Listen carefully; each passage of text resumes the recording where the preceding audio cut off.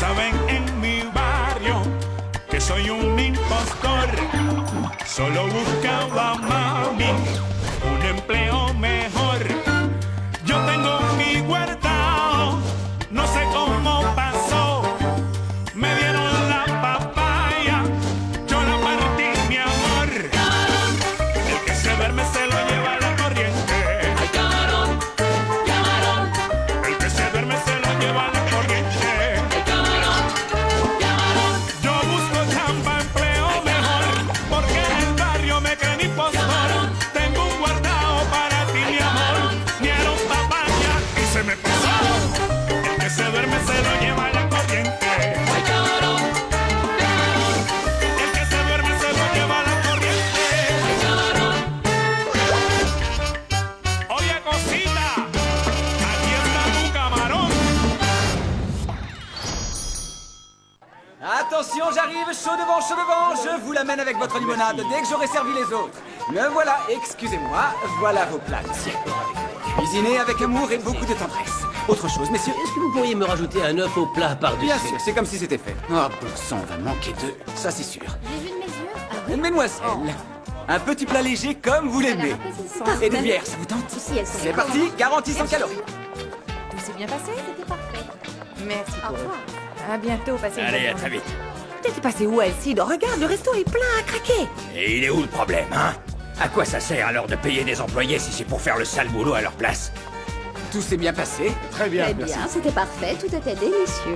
Tant mieux, et ça c'est à régler à la caisse. Voilà. Attendez, pour vous remercier, bravo encore, c'était vraiment très bon. Oh, merci beaucoup, c'est très gentil. C'est mérité, le service et le déjeuner ont été excellents.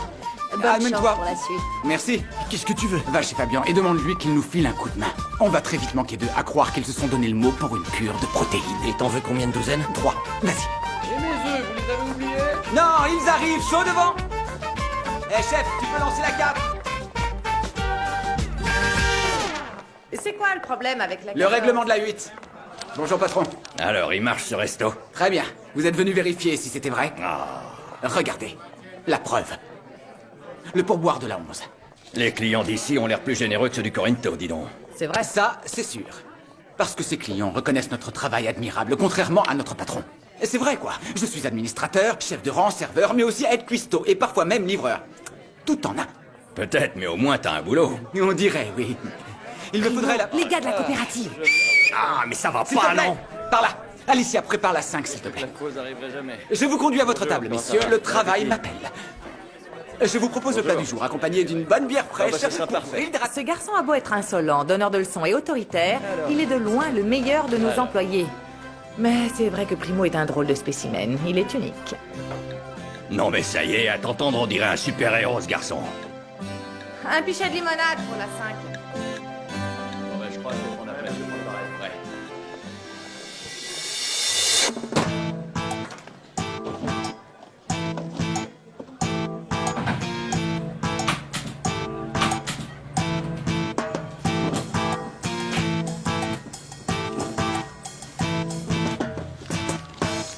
Monsieur Combarizza, votre femme aimerait savoir si... Regarde comme ils sont crasseux, ces billets viennent de la rue ou quoi, c'est dingue. Ça tombe bien, j'ai besoin de petites coupures.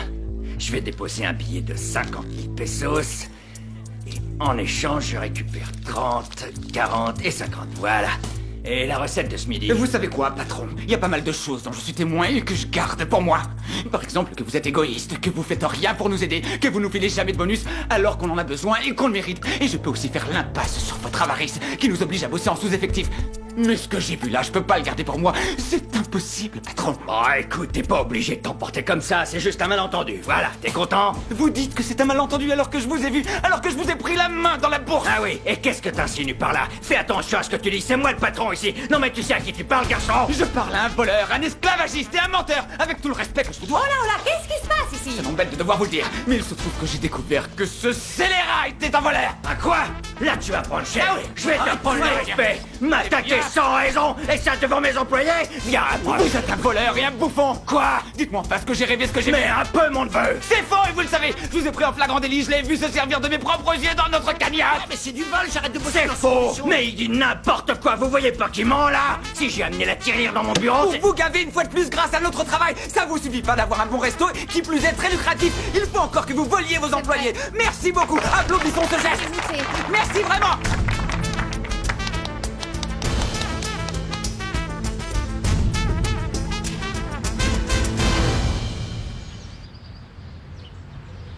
Vos sœurs ont bien essayé de calmer cette dame, mais comme elles n'y parviennent pas, voyez-vous, ma mère m'a demandé que Pitié, j'aille vous Chucho. chercher. Et alors- Chucho, pouvez-vous m'expliquer de façon précise pour quelle raison elle crie, cette cliente? Je ne pourrais pas de façon précise parce qu'en fait, je ne sais pas. La police, oui, tout à fait, mademoiselle, et je vais les appeler. C'est quoi cette histoire? Je vous ai trouvé, enfin. Je vous assure que c'est cette dame qui cherche les problèmes. Moi, je n'ai jamais rien fait de mal. Ce n'est pas ma faute à moi. En fait, je suis bien obligé d'obéir aux ordres et c'est ce que j'ai fait. C'est votre sœur Patricia qui m'a mis dans cette situation. D'abord, vous allez vous calmer. Vous risquez de faire une attaque. Détendez-vous. Et maintenant, je veux que vous me disiez dans quelle situation vous a mise Patricia.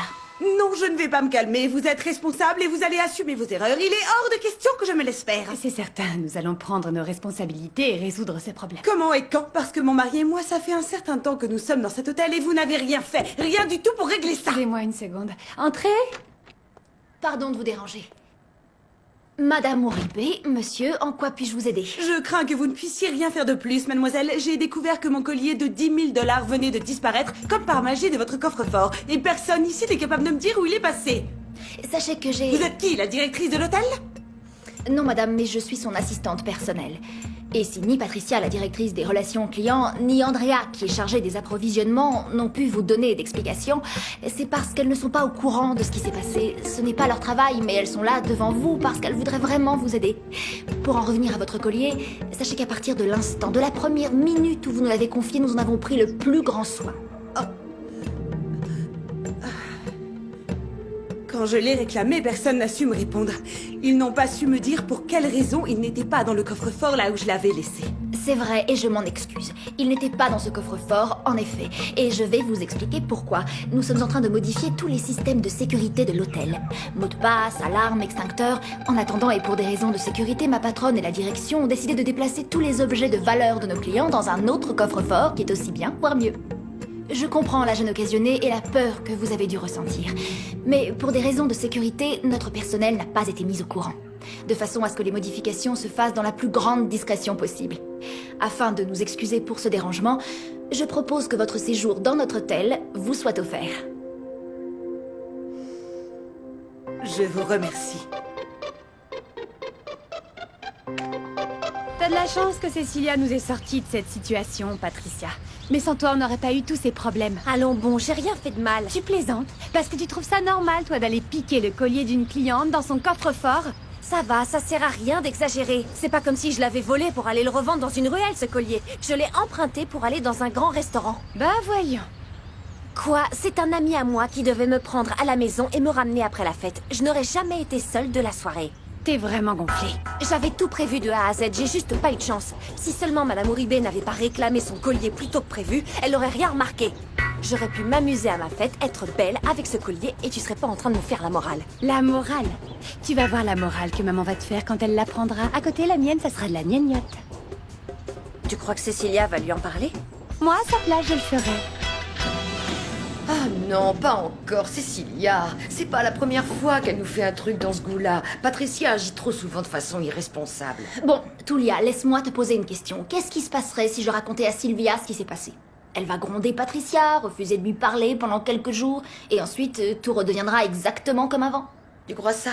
Tu trouves que les choses ont changé depuis sa dernière bêtise? Non. J'en peux plus. Tu sais, Tulia, moi aussi Parfois, je voudrais que les choses soient vraiment différentes ici. Je voudrais que mes sœurs soient plus matures, plus sérieuses, plus responsables, et que je ne sois plus obligée de régler les problèmes qu'elles ont pu causer. Mais bon, on n'y peut rien. Ça se passe comme ça dans le grand hôtel El Castillo. Je trouve que c'était gonflé venant de toi. Mais comment t'as pu faire ça? Tu aurais pu tenir ta langue pour une fois. Tu aurais pu être poli au moins. Faire preuve de discrétion et de décence. Tu voulais que je mente, que je me taise et que je laisse faire ce sale voleur? Ce sale voleur, je te rappelle que c'est mon propre père, Primo. Et je suis le premier à qui ça fait de la peine. Mais sache que ton père pique les pourboires de ses employés, mais faut rien dire surtout. Non, mais mon père est furax, tu n'as pas idée. Il était fou tout à l'heure quand je suis allé le voir, Primo. Il a failli me frapper, il a failli me fouetter. Bah, ça te donne une bonne raison de finaliser le divorce avec lui. Bon débarras. Primo. Et je ne fais que dire la vérité, Myriam. Regarde-le, il est grand, il travaille. Et dis-moi, tu as quel âge, hein? Et tu habites encore chez tes parents. Tu sues sang et eau pour gagner un salaire de misère. Et tu trouves ça normal? Ce que je trouve pas normal, c'est que tu sois pas capable de tenir ta langue. Tu ferais mieux de la fermer plutôt que de lui créer tous ces problèmes. Je t'en prie, Myriam. Myriam, et j'ai toujours été comme ça. Depuis que je suis né, je dis la vérité. C'est tout ce que je sais faire, dire la vérité. Peut-être, mais à force d'être trop honnête, tu nous as mis dans la panade. Et tu veux que je te dise la meilleure? Eh ben, mon père t'a mis à la porte.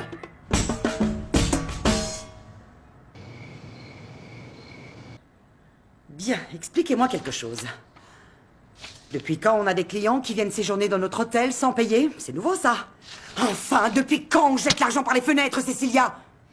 J'ai pris cette décision parce que Monsieur Uribe et sa femme sont des clients fidèles de notre hôtel depuis plus de 10 ans. Et on n'a jamais fait un geste pour eux, donc... Vous avez fait un geste? Un geste, Cécilia? On est au bord de la faillite et vous faites des gestes. Vous savez que la banque m'appelle tous les jours, nous sommes pris à la gorge. Ça fait des semaines qu'on vit à crédit. On n'a plus les moyens de payer les salaires des employés, vous ne vous en étiez pas rendu compte? Si, Sylvia. Alors quoi? Alors j'ai pensé que c'était une bonne idée qui pourrait garantir la fidélité de nos clients. Ça leur donnera sûrement envie de revenir. Bon, très bien, passons à autre chose. Où en est-on avec cet investisseur? Quel investisseur? Oui, cet homme de Panama dont Cécilia nous a parlé l'autre jour. Non, en fait, il n'est pas de Panama, c'est un Argentin qui habite là-bas. Et comme il a de la famille... Je me fiche de savoir où il habite, dites-moi comment il s'appelle. Eduardo Saenz. Nous avons beaucoup conversé par mail. Je lui ai envoyé un dossier complet. S'il est intéressé par mon offre, il pourrait apporter des fonds à l'hôtel et nous sortir de la crise. Super. Et il t'a répondu quoi, alors?